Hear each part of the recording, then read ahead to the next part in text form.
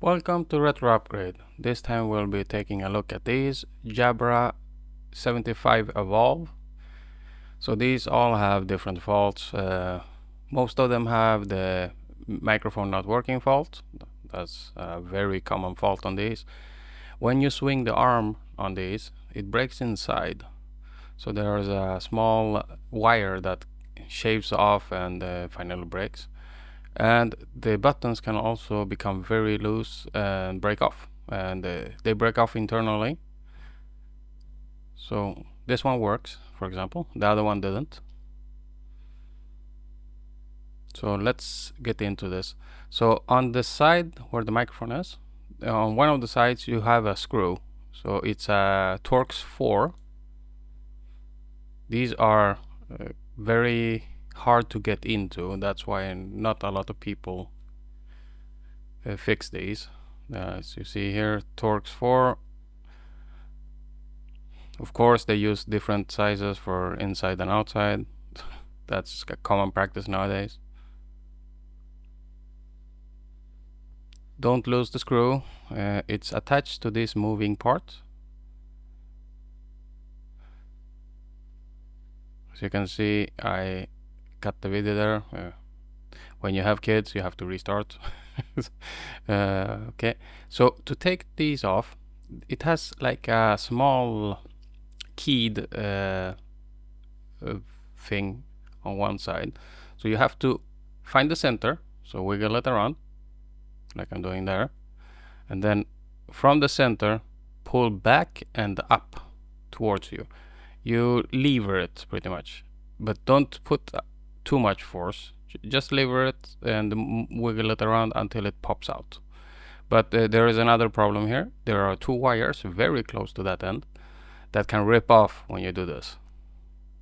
I was fortunate, I didn't rip them off, so they're right there.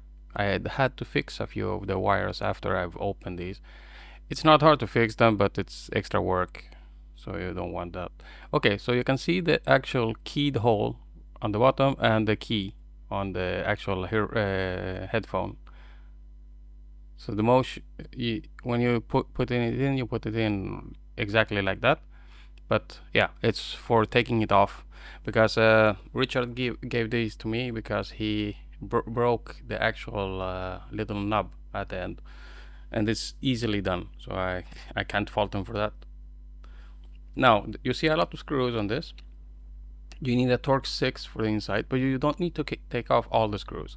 Don't lose the small wiggly part as well, because that goes off.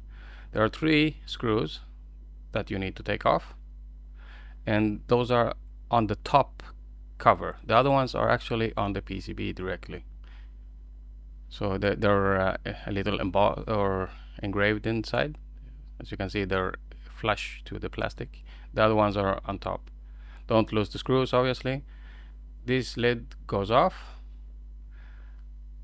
So now we need to take off this plastic shield, because the problem area is right underneath. So this is just clipped on. This is the screw or the bottom array that breaks. It's actually a sliding button with on and a momentary switch, so you hold it to one side and it lets you pair it as well.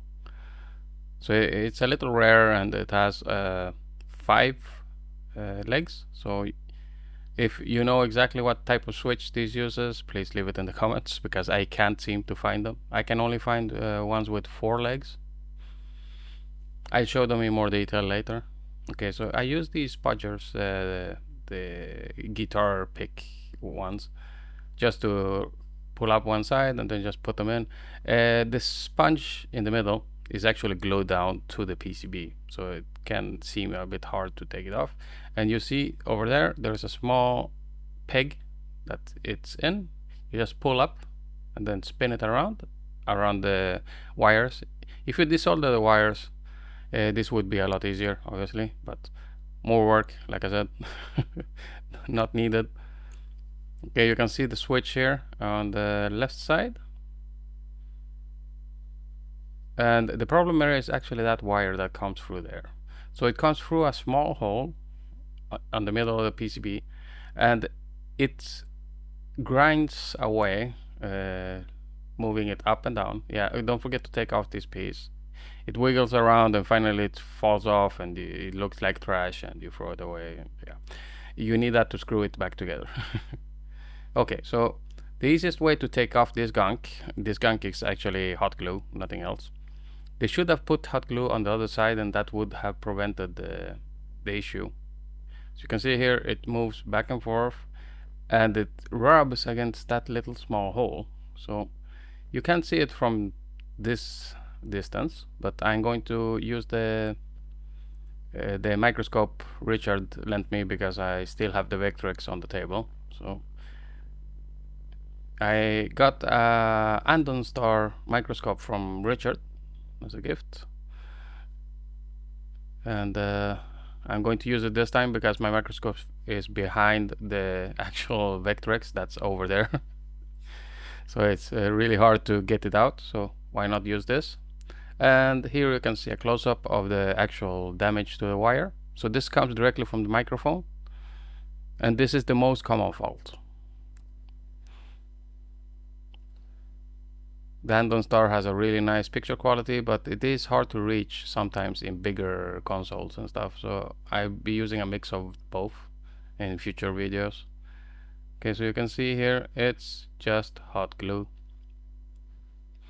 So this not everyone knows that hot glue actually loses its adhesion with IPA, normal rubbing alcohol.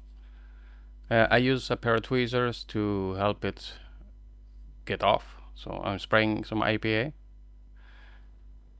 You don't need a lot either.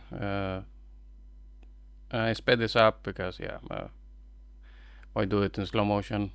It takes a while. You just have to be careful and patient and try not to scratch the PCB underneath too much like I did there.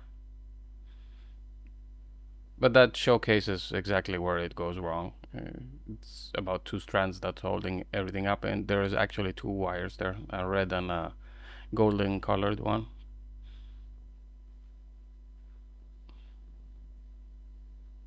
I tried the scraper and I noticed the IPA actually dried out, so I put some more.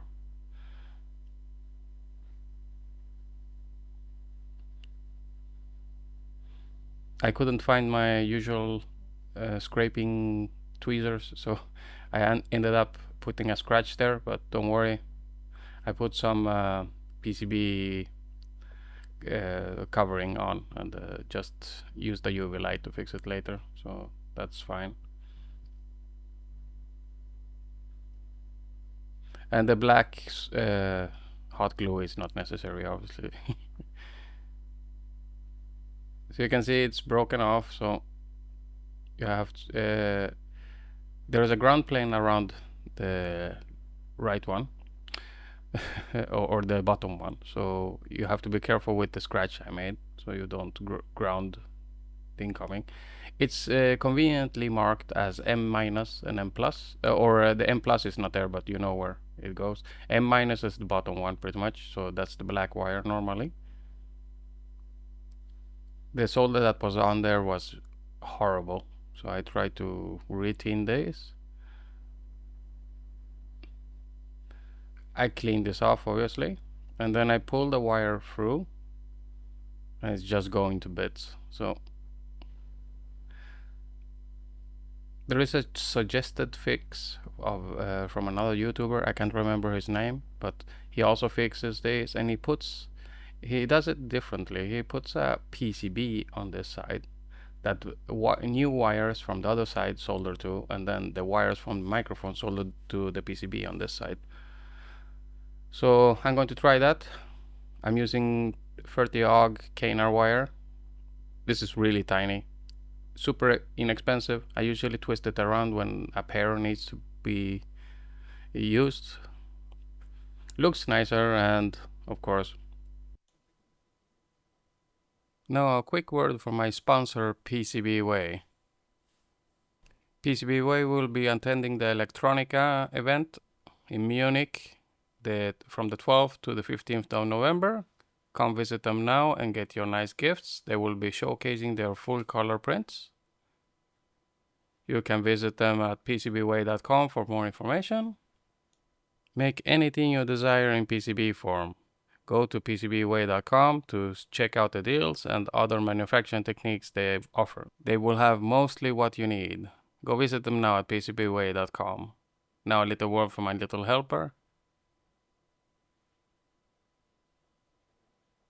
Thank you, PCBWAY. Happy Halloween. Now back to the video.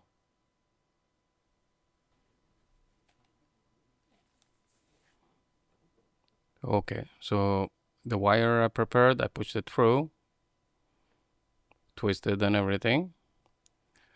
So I start with soldering the top side. You can see here for M minus, the black one should go there. So let's just straighten these out and strip the wires. I usually do this with the tweezers. I have very sharp tweezers, so this works.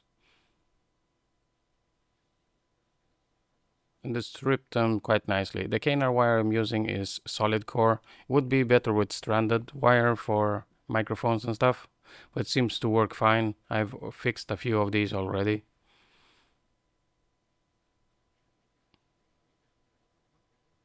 Sometimes it slips, but just keep at it and you will get the sheeting off. There we go.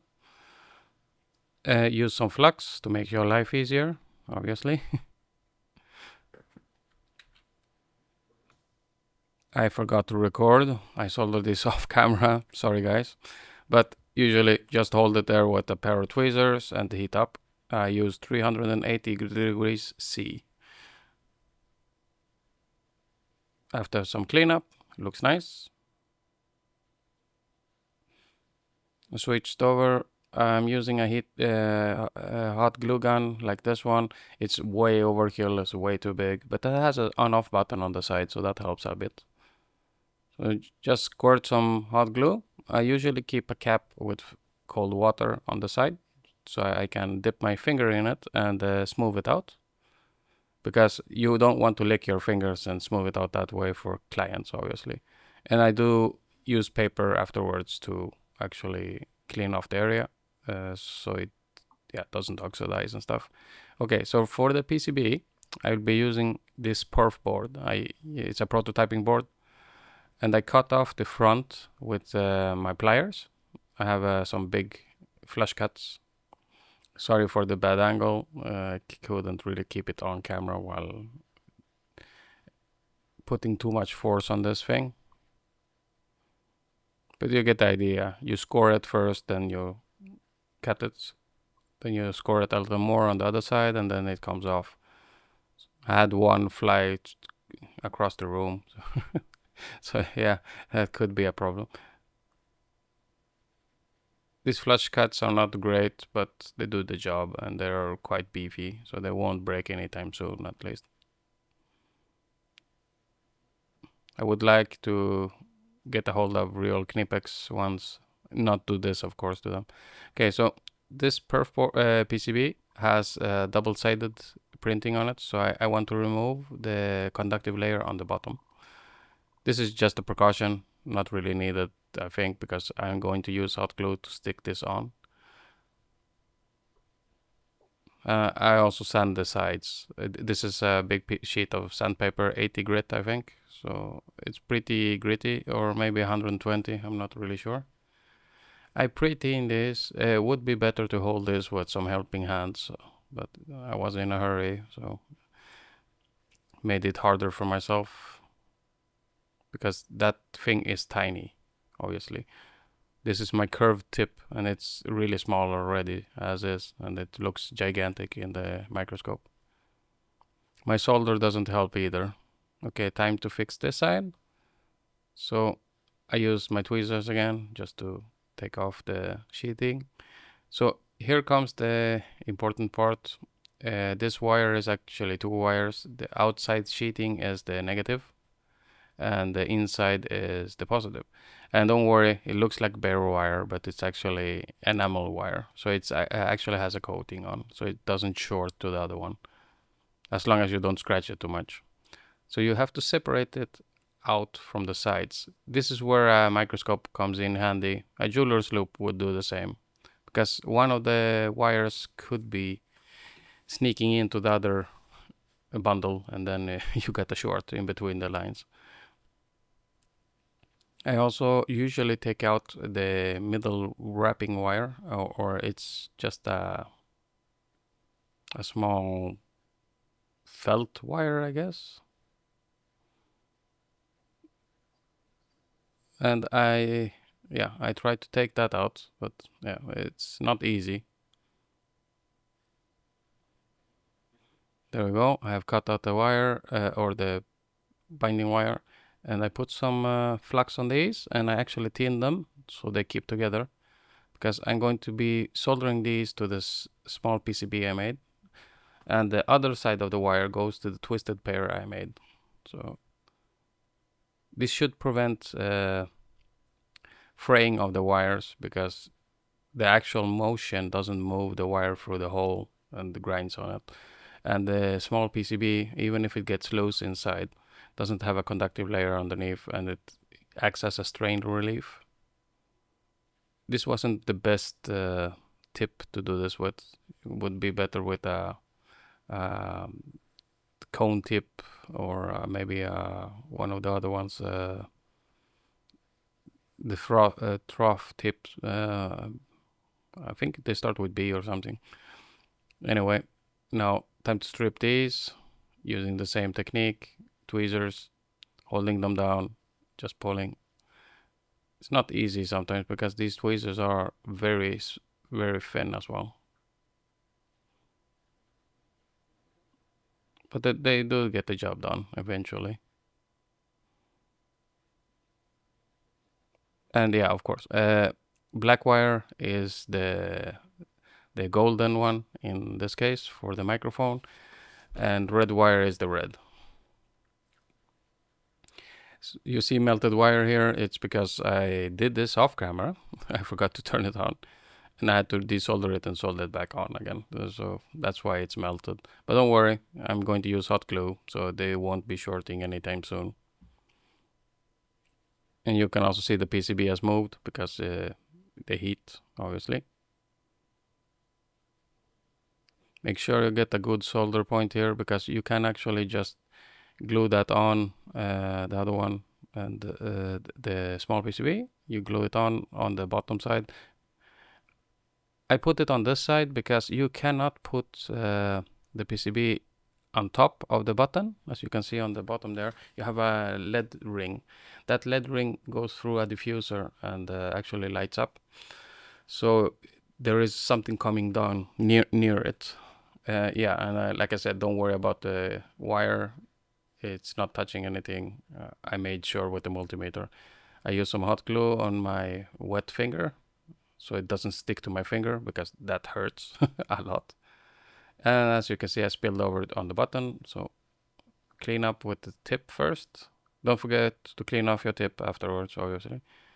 I make it as thin as possible, and then I go in with tweezers when it's nice and cold, and I can rip off the rest. But first, soldering. So this, I had the heat way far down. I should have had about 400 degrees, but for some reason I had it at 330 or something, and made it a lot harder. I did a few more of these, and it went a lot smoother, but I filmed this one. So you get what you get. You just need to be careful so you don't short anything. That's pretty much the only thing that you need to think of. And don't forget, this is enamel wire, so the red part doesn't transmit power.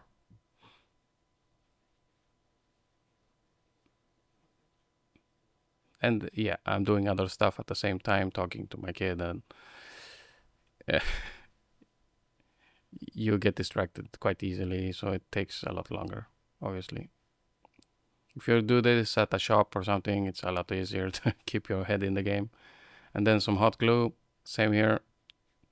And I usually put a little bit of hot glue on the actual wire that comes off to the mic, like this. And this is because it actually acts as a strain relief. So even if this looks bulky here, it's not actually that bulky. I pick off all the small strands and stuff later. And I did pick off the solder I left down there as well. But first things first, this won't let the cap go off or gone, so I need to take this off. And there we go, nice and clean. I test fit the Jabra and test the buttons with the click, because that's the problem. It doesn't reach the buttons otherwise. There are 3 buttons there. Okay, and then you have to put these, I think this is for the noise reduction. It looks like a small mic. You have to put it into its tray. So I tried to do this with the lid on like this, but I had to move it away to get it in again. So you take this part and just shove it in until it goes in straight. It's a little at an angle, and there, it went in all the way. So back with this, push it on, and I did a mistake here. See if you notice it.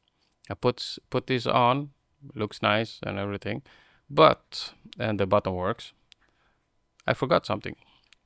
The little plastic piece that lets you screw it on. I tried to put it on after the fact, and I have to put it on with this lid off. So don't forget, don't be me. You have to take it off completely to make it fit, actually. So it's a pain because this is plastic, it fatigues and it can actually break for real. So better to remember. So, and put it with the side with the hole, the deepest hole is outwards. So it has a flush side and a side with indented hole. The indented hole should go to the outside so the screw can catch on it. I didn't show it on camera here, but you will see it when you look at the part. So the reason I made this video is because the videos that exist are nonchalant about how to put this thing back together and actually rip it apart is quite different from what they say. Put in the cover, just check the buttons before you screw it on. These 3 screws go actually to those 3 legs of the Jabra headset cover. Just put the screws on. It's a Torx 6 inside, don't forget. And then a Torx 4 for the outside. And now comes one of the tricky parts, putting this back. So find the center, look in if you need to with a flashlight or something. Align it and then counter lever it in. So as you can see here, I'm having some difficulties. I have to speed up the video even. You will feel it hook in and then you won't get it out anymore. So there I think it hooked in, yeah, and it doesn't come out anymore. Now you need to move this little head here so it snaps into place. There is a hole on the headphone side and it needs, there we go, there it jumped into place. And I put the screw in beforehand, but that was a bad idea because the screw actually prevented it from sliding in. So do it afterwards. It's really hard to get a good angle of this because this is so small. And then you test so it doesn't catch on anything. There was some hot glue, I'm guessing, in the actual canal, but it got loose very fast. And when you hook these up to Bluetooth with the provided receiver, you can hear mic muted, non-muted, and stuff like that. So I tried it on Windows. Hello, hello. Okay, it seems to be working fine. It's moving here. Test, test. Yeah, I have to scream to get it louder, but my kid is sleeping, so no, not today.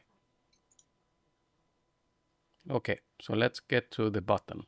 So I have 3 of these with broken buttons. So the button is this one. If you know what type of slider switch button it uses, please give me a comment. it should have a small pokey thing out from this from the side there, but it doesn't. It breaks off and goes into the headphones, and you can't get it back. And these are not fixable precisely, so I need to know exactly what type this is to be able to fix these. Unfortunately, I can't find ones with 5 legs like those. So leave me a comment if you know which one it is. Okay, thanks for watching until the end. See you on the next one. Will probably be a follow-up to the Vectrex. See you soon. Bye.